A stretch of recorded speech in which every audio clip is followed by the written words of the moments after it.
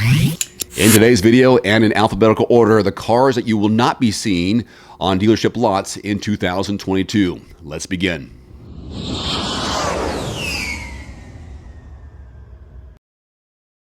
We begin with the BMW 2 Series Convertible. The good news is the 2 Series Coupe underwent a redesign for 2022, but the next generation of model will go forward without a convertible body style. BMWblog.com says the model didn't sell that great, so that's that. Car and Driver holds out hope that the model might return. Edmunds.com says, as an EV pioneer, the BMW i3, which is next, was one of the first mainstream electric vehicles to hit the market way back in 2014, but newer EVs were able to offer superior range, performance, and utility. AutoWeek says that BMW was expected to keep the model around a bit longer, but priorities have changed, and the brand is concentrating its efforts on other electric models. Another model that may seem to be a casualty of the redesigned 2 Series two-door line is the BMW M2. Fortunately, this omission shouldn't last that long, according to Car and Driver, as they wager the automaker will unveil a new M2 Coupe for the 2023 model year. Next, the Dodge Durango SRT Hellcat. If there was ever such a thing as a muscle SUV, it was this, with its 710 horsepower supercharged 6.1-liter V8 with an estimated fuel economy number of 13. Car and Driver says the demise of the Hellcat will leave the 475 horsepower V8 Durango as the most powerful entry in the three-row SUV segment for the 2022 model year. No more Ford F-150 diesel. Fans of the automaker's popular pickup line are losing the option of the Power-Stroke V6 diesel engine. A Ford representative told Car and Driver it's fallen out of favor with customers who overwhelmingly prefer the EcoBoost V6 gas engine, which actually produces more power. Next, a Jeep Grand Cherokee SRT, which is interesting because when Jeep released information on its revamped 2022 Grand Cherokee line, the SRT, which stands for Street and Racing Technology, was notably missing according to J.D. Power.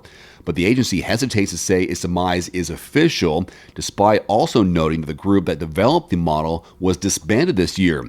Car and Driver, on the other hand, says it is a goner.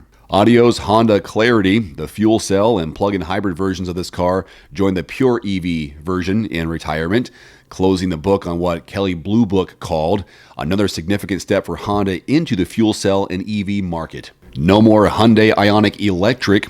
Hyundai will continue to offer the hybrid and plug-in hybrid models of it, but this all-electric version, which was offered in only 11 states and had an unimpressive range of 170 miles, is finished. Bye-bye. It'll be sad to see the Hyundai Veloster gone. The 275 horsepower Veloster N will be the only version of this model on the lots in 2022. The other iterations of what Kelley Blue Book call a fun and funky entry-level sports coupe are no more. The Veloster has been around since the 2012 model year. After 20 years of battling Chrysler, Honda, and Toyota in the minivan market, Kia is saying no more. They're throwing in the towel with the Kia Sedona. The Sedona will transition to a multi-purpose vehicle called the Carnival. Next, the Lotus Evora GT. If you have a cool 100 grand in your pocket and you don't know what to do with it, well, you can still find one of these 416 horsepower rockets in the US, but 2021 marks the final year of the nameplate according to Car and Driver, though a similar model, the Emira, is due soon. The Mazda Cx-3, the slightly larger CX-30, will replace this model in Mazda's lineup of crossovers. Kelley Blue Book calls the newer version a better vehicle wrapped in a slightly larger package. No more Mazda 6 in 2022. After nearly 20 years in America, it is being retired. Sales have slipped, despite it being one of the best driving cars in the midsize sedan class, partly because of the rise of crossover SUVs in recent years. No more McLaren Elva, darn it. This 804 horsepower sports car with no roof or windshield. It resembles something you might see flying down a Hot Wheels track as opposed to a street-legal vehicle. Was always going to be a one-and-done model with only 399 units scheduled for production. Car and Driver says it's still pretty cool. The Mercedes-Amg A35, the second model year of this upgraded A-Class compact sedan that housed a 302 horsepower turbocharged four-cylinder engine, was the last. Next, the Mercedes-Amg Cls-53.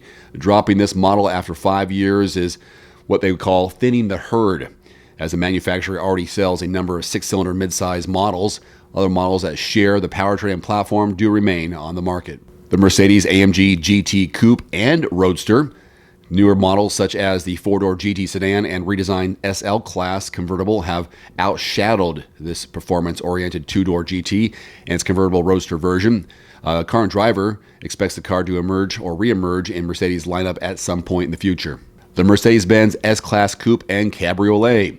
Mercedes made the decision to axe the two-door coupe and convertible versions of its flagship sedan back in 2020 in what Mercedes CEO said was a move to reduce complexity and the automaker's shift to more electric vehicles. The Nissan NV. The automaker has been saying that 2021 would be the last model year for this commercial van, and it held firm. J.D. Power says production of the compact NV 200 standard cargo van and 12-seat passenger van ended this summer. Polestar 1, the first model from Volvo's electrified performance brand, was always intended to be a limited production. The precursor of the all-electric Polestar 2 launched last year, and the Polestar 3, an aerodynamic performance electric SUV, is in the works for 2023. The Porsche Macan Turbo. This compact crossover excels in style, performance, and interior quality, but the 2022 iteration will drop the Turbo name and won't be offering a 3-liter turbo V6 engine. That being said, this is more of a technicality. The remaining trim versions of this model all offer turbocharged engines. Next, the Rolls-Royce Dawn.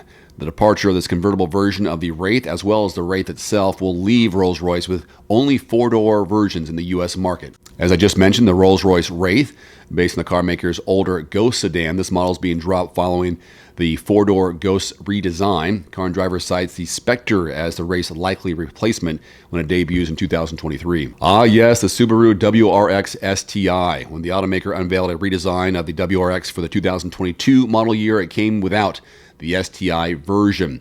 But Car and Driver expects to see the moniker return maybe as soon as the 2023 model year. Would you? Well, this one sucks. The Toyota Land Cruiser.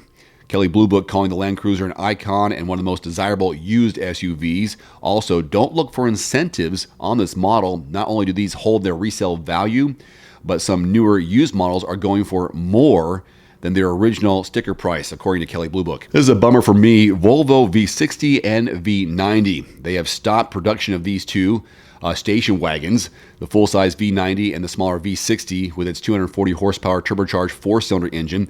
Kelley Blue Book says the V90 was every bit the anti-SUV, which these days is kind of a cool statement to make. I'm going to miss them. The Volkswagen Golf and e-Golf. Kelley Blue Book says the sales of these standard Golf models have dwindled recently, setting the table for their retirement, but the spunky GTI version and the high-performance Golf R will continue to stick around. One final note, if you are in the market for a new vehicle soon, great.